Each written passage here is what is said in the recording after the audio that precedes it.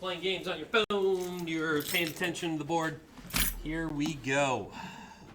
So you guys are, our next assignment, you guys are going to be creating a composite image, meaning an image made of two different things.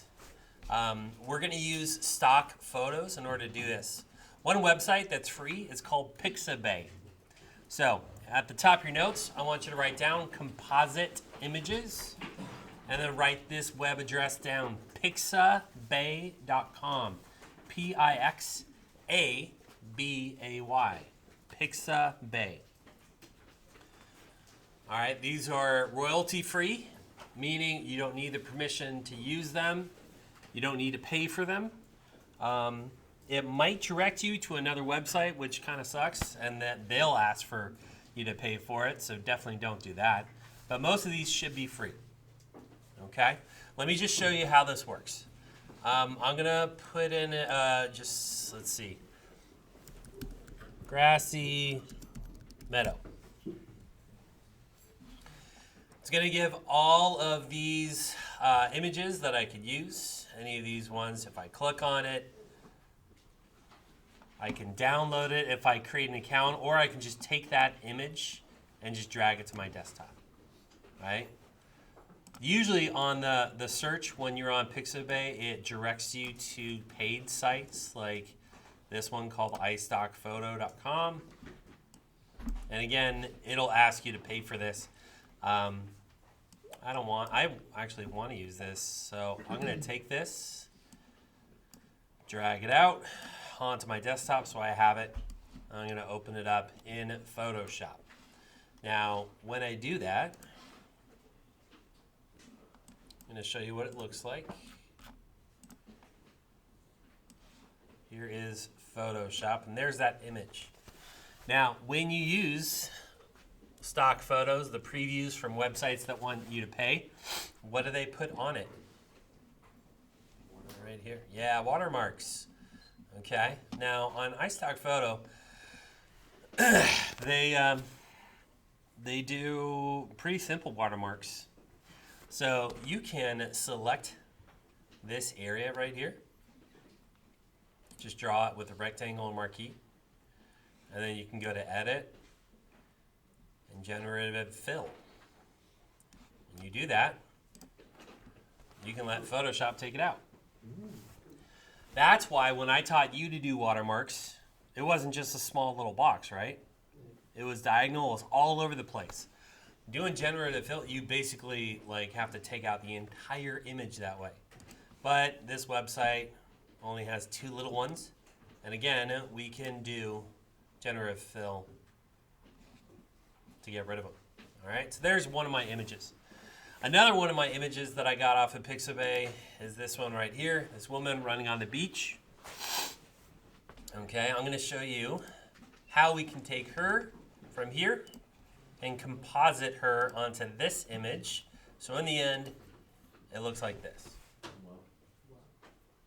Okay, that's the goal today.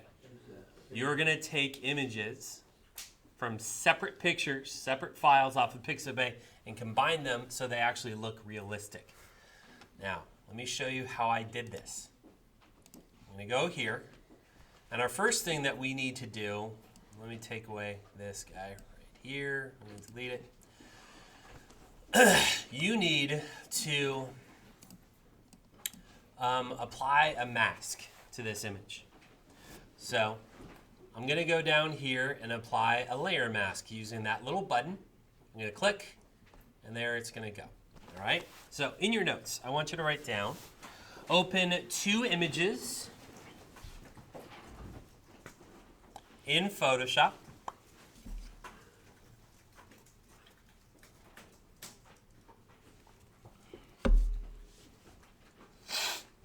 Your next thing is, on the image that has your subject, apply a layer mask.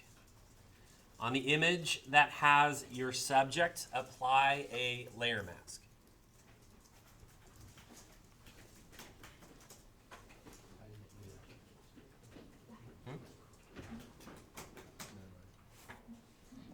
Now the layer mask button is at the bottom of the layer window, right over here. If you put your mouse over it, it says layer masks.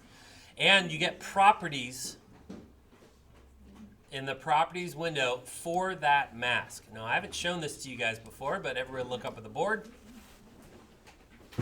In the properties window, one of the options says select and mask. So I'm gonna press that. And it brings up this window, this menu here, that we can select different things to mask out. So you don't have to draw a selection. You can tell Photoshop and its AI capabilities what to do. One of the things at the top says select subject. You guys see this up here? Way up here, right about there. Okay, this button, select subject, will automatically examine your photo and it'll say, okay, there is a person there. So Mr. Leb must want me to get rid or select just that person because there's only one thing there. So I'm gonna press on this little button. It's gonna pop up with this, that's fine, you just hit okay.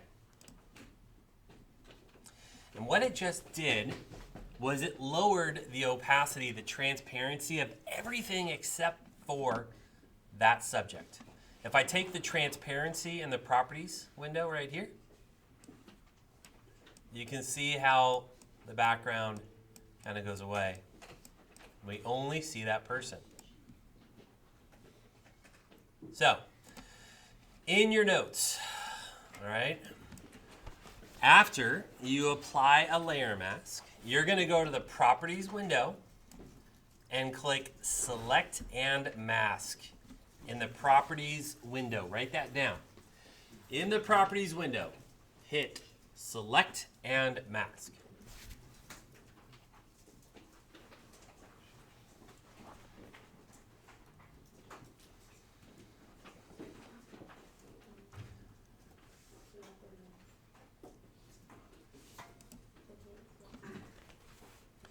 Now, when you select a mask, you'll pop up with this setting, these settings right here, and the one that you want says select subject at the top. Write that down.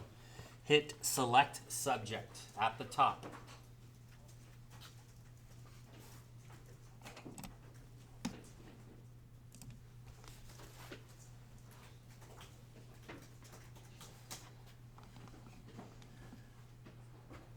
Again, while you're working on this, you can look at the transparency of the selection in this drawing.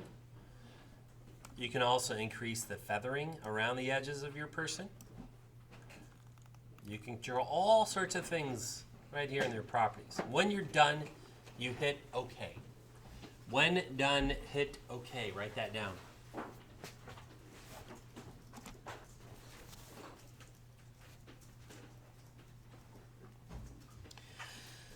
Now that I've done that, my person is completely separated from its background. We can see that that's the case because the layer window is showing us, everybody look up here, my layer mask is completely black and the person is the white area, so we're seeing through it, right? If I were to use my move tool, I would move this person around and there they go. In order to get this person onto this photo right over here, let me take it back.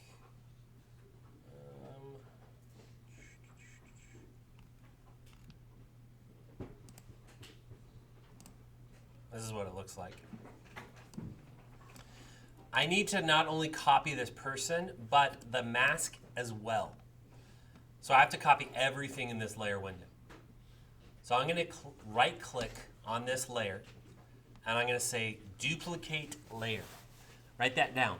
Right click on your layer and select duplicate layer.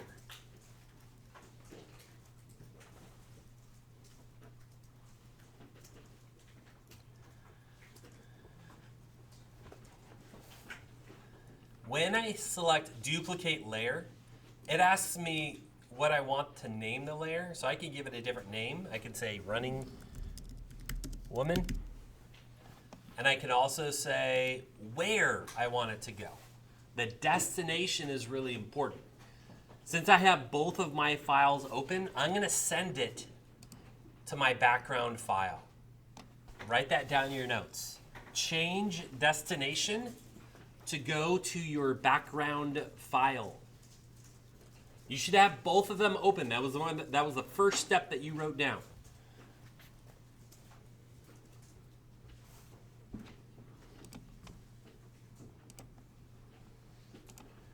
When you do that,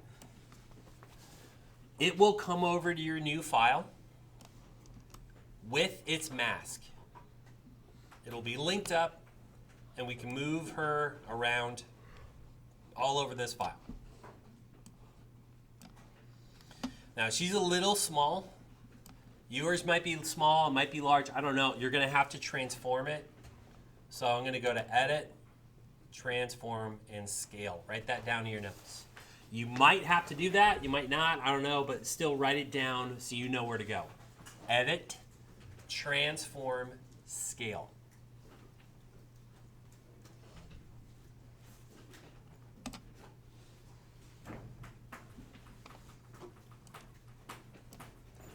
So we can make her bigger to make it fit.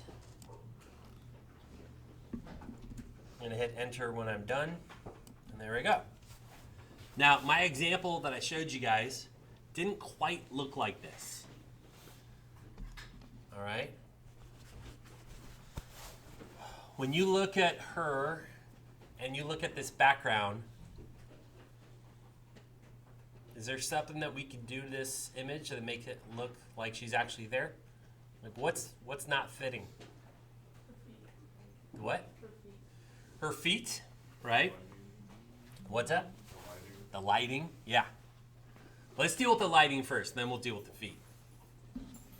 So I'm going to go to Layer, New Adjustment Layer. And you know what? I think I'm going to do Color Balance. I want you to write down in your notes, Layer, greater than sign, New Adjustment Layer. You're going to have to play around with this. I think, personally, that her colors are a little off the background. So I'm going to change the color balance. See, the background, it's in like all shades of gold. Like even the greens of the fields, they have like a gold tint to them. And her shirt and her pants, they're bright red, bright blue. So I think I need to add a little gold to her. So new adjustment layer, color balance. I need you guys to look. When I apply a color balance adjustment layer, it looks like this. Okay? Anything I do using my properties up here will change the color. So if I add yellow, did it just apply to her? No, it applied to everything. The entire background too. Can you tell me why? It has a mask, right? But it's applying to everything. Because it's above them? Well, yeah, it is above them. But look at this. If I take my mask that is applied to the woman, and I hold down Option, and I drag on top of the color balance, I can replace it. So now, whatever change I make to the color balance will only apply in this area because it has the same mask. So when I change the yellows, it only applies to her. Do you guys get that? Yeah. So in your notes, I want you to write this down. Hold the Option key and drag your subject's layer mask onto the adjustment layers. Hold the Option key. It's very important you hold that Option key. And drag the layer mask onto your adjustment layers.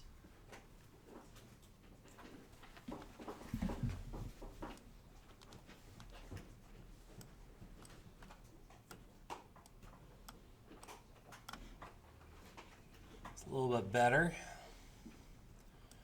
Applied some yellows.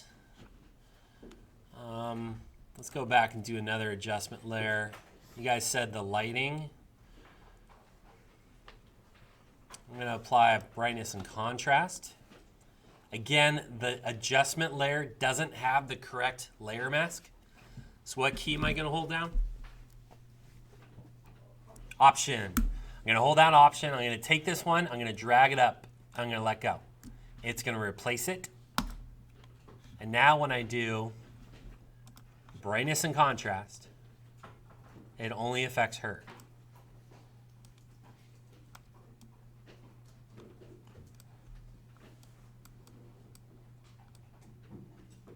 I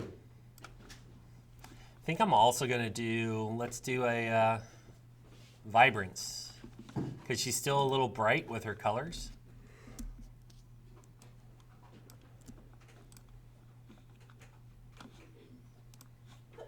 Bless you. There we go. Bless you again.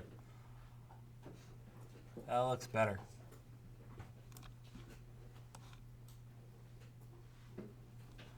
Now the last thing that we're going to do is we're going to click. Everybody look up at the board again. We said that the grass, so I'm going to click on the layer mask for this woman right here. I'm going to click on that mask.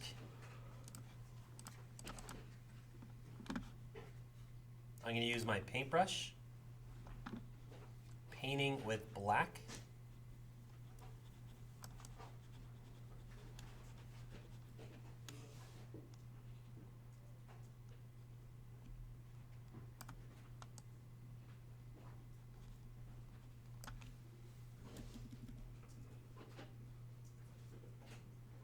Now, why is this happening here?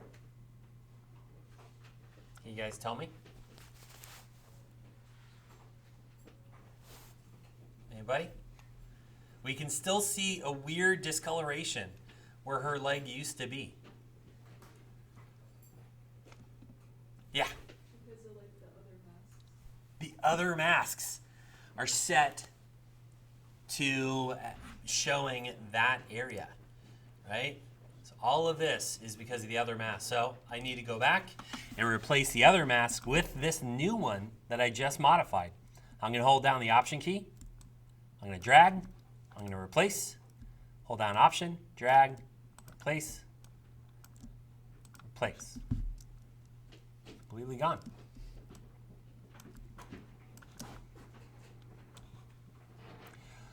So, this woman that used to be super bright against this background, we've changed the brightness and contrast. We've changed the color balance. We've changed the vibrance. And we've edited her feet to make her look like she is actually in this background. That is fully compositing two images together, right? I'll show you another example. We've done this in the past. It's a pretty fun one. You guys just find your... I want you to find a background, and I want you to find at least two other images that you can marry together. And look at this. This is what another class did. Right? These images should not make sense, or maybe they should. I don't know. But this is what one of my classes did. This is a pretty funny one. Okay? I want you to create, listen up, you got to create 3 composite images. That means this would be one right here. This would be another. And you would come up with a third. All right? Any questions? Cool. Let's get to it. Have some fun.